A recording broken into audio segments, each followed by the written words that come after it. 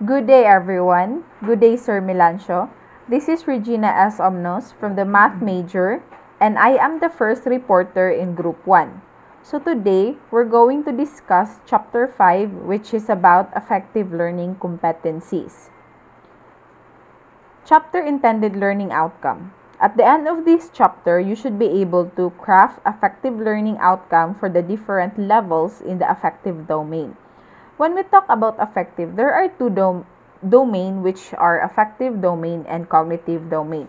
So basically, these two domain have differences. In cognitive, this is the most commonly used domain and it deals with the intellectual side of learning.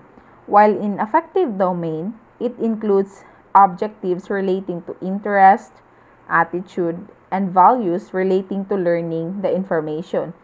So, basically, affective domain, according to the developers of the revised Bloom's taxonomy, the affective domain includes the manner in which we deal with the things emotionally, such as feelings, values, appreciation, enthusiasms, motivations, and attitudes. For the overview, affect describes a number of non-cognitive variables such as person's attitude, interests, and values, as what I have mentioned earlier. So student affect is important and teachers can help their students acquire positive attitudes. Now, according to William James Popham, 2003, the reasons why is it important to affect or to assess affect are: first, educators should be interested in assessing affective variable. So affective variables commonly refer to non-cognitive individual differences factors such as attitudes, emotions, motivation, and personalities, or etc. because these variables are excellent predictors of students' future behavior. And then the second one is teachers should assess affect to remind themselves that there is more to being successful teacher than helping students obtain high scores on achievement tests. So a teacher really is so much more than the material he or she teaches. He or she is the rock for his or her students, a role model, and someone who understands and takes the time to care about how each child or student learns individually. And also, great teachers have a substantial impact on the well-being of students throughout their lives, affecting not only their academic achievement but also other long-term social and labor outcomes. And lastly, information regarding students' affect can help teachers teach more effectively on the day-to-day basis. Introduction. Besides students' academic performance, there are other dimensions of learners that need to be assessed also. There are aptitudes and attitudes that are related to the academic achievement of learners. So, attitudes talks about how we do things, while aptitude or aptitudes indicate the things we are capable of doing. So just to be clear, aptitude is a person's ability to do something. So in business terms, this can be mean having a natural capacity to learn or be proficient in a specific discipline or skill set. So this could include being competent in skills such as communicating in a professional manner, effective time management, and organization. Now, attitude, however, is associated with a person's character and values, the way they think or feel about something. Like an employee with the right attitude could exhibit behavior such as being enthusiastic, taking ownership, being flexible to change, and passionate about the role. A negative attitude may include self-defeating talk, pessimistic assumptions, being passive-aggressive, intimidating, or manipulating. Now, information about learners' experiences with a subject or an activity is only part of what is needed as input in order to explain their performance. So, in a class, it would be an obvious evidence that experience appears to be consistent from student to student since they belong to the same class and were given the same activity. Still, some perform better than others, and this difference among students needs to be part of the information to assess students better.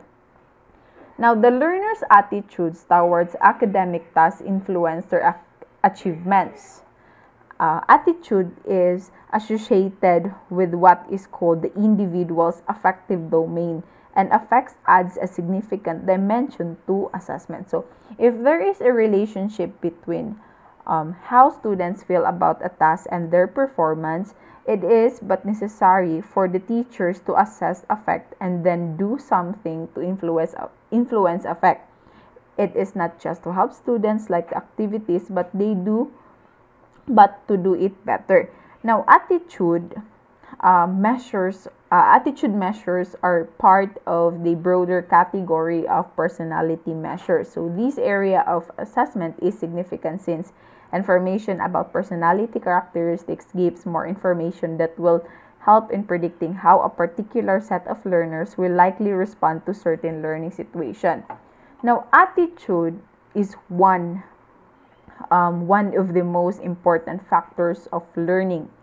It is because while knowledge and skills go a long way, attitude is what keeps you going. Attitude can also determine your level of enthusiasm, which is another key factor in staying motivated to expand your knowledge, attitude, skills, and habits as a student. Now, let's tackle item 1, which is the importance of affective targets in this chapter. Now, importance of affective targets. Researchers have established a clear link between affect and cognitive learning. So students are more proficient in problem solving if they enjoy what they do.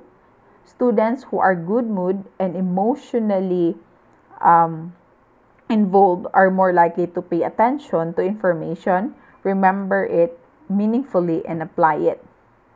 Now, for this is true because instead of narrowing our focus like negative emotions do, positive emotions affect our brains in ways that increase our awareness, attention, and memory. So they help us take in more information, hold several ideas in mind at once, and understand how different ideas relate to each other.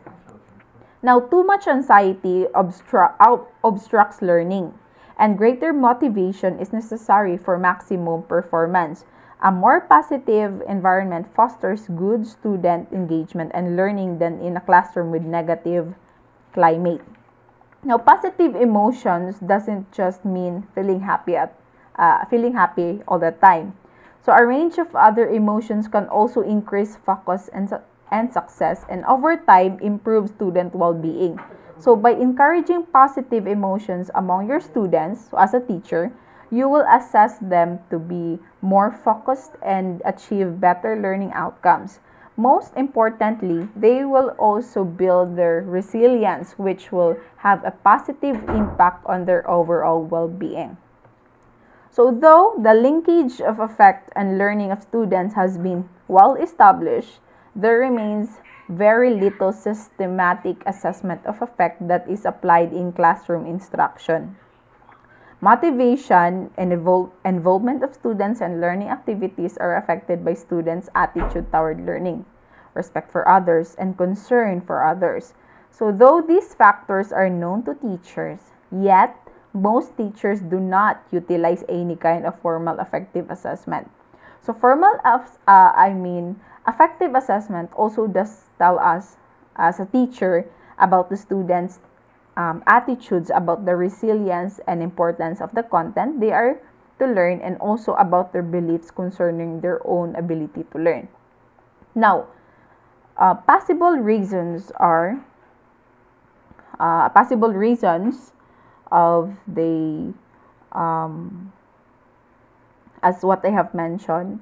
So these are the possible reasons. So number 1 is the school routines are organized based on subject areas, and number 2 is assessment of effective targets is fraught with difficulties. So notice that it is far more difficult to state an objective in the affective domain because they often refer to the feelings and internal processes of the mind and body that cannot be tested and measured using traditional methods. So, why is assessing affective attributes more difficult than assessing cognitive skills? So, knowledge and skills are easier to understand and apply in the educational process. And the affective domain, but the affective domain reflects the world of feelings, 'di ba? Values, appreciation, motivation, and attitudes. So, these factors much more difficult to understand and assess. Now, the second possible reason is that many potential sources of error in measuring affective traits often result in low reliability. Now, motivation is a primary concern. Now, what and how much is learned is influenced by the learner's motivation. So, students need to take such assessments seriously to provide accurate results, but still many may refrain from giving honest answer if the responses are not treated with anonymity and confidentiality. So it would be easier to fake responses to self-report instrument if the results are to be used for grading or some other purposes. Now, students may want to please the teachers with positive responses.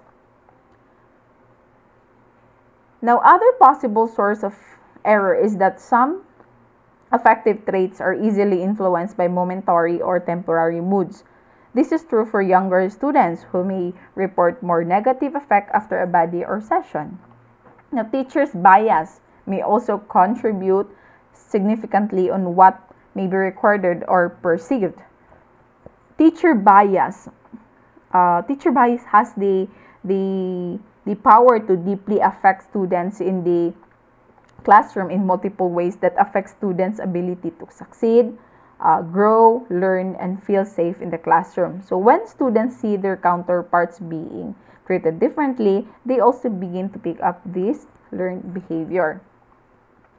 So though a lot of demotivating instances were mentioned in the previous paragraphs, these discouraging instances should not hinder the assessment of the student's effect. So positive affect traits and skills are essential for, number one, effective learning. So the term effective learning describes the methods of teaching and learning that actively involve children in their own learning and personal development. So think of it as a children learning how to learn rather than simply parroting information or copying techniques from teachers or other children. Number two, being involved and productive member of our society. For instance, student engagement in extracurricular activities or volunteering in any programs like you are working to make a difference. Now, number three, preparing for occupational and vocational satisfaction and productivity. For example, work habits, willingness to learn, interpersonal skills. Maximizing the motivation to learn at present and in the future. Now, for instance, as a teacher, you can give verbal praise for successful progress or accomplishment. Like you give personal attention to students, provide informative or helpful feedback when it is immediately useful. Now, you can provide motivating feedback like praise immediately after or following task performance. Now, preventing students from dropping out of school. Now, how teachers can help prevent students dropouts? So, when students are struggling or falling behind their peers, they may drop out of school because they feel hopeless. So teachers can prevent this tragedy by working with the student one-on-one to help him or her catch up to the rest of the class. So this process may involve tutoring, assigning makeup work, or offering extra credit. If the teacher doesn't have time to work with the student herself, she can also refer the student to another tutor or mentor. And in addition, Students who drop out of school often suffer from low self-esteem. So teachers can address this problem by working to build each struggling student's confidence in his or her abilities. So with a little encouragement from a caring teacher, some students find the strength to keep going until graduation. Alright, so I think that would be all for my part as a first reporter. Again, I am Regina S. Omnos. Thank you for listening and God bless.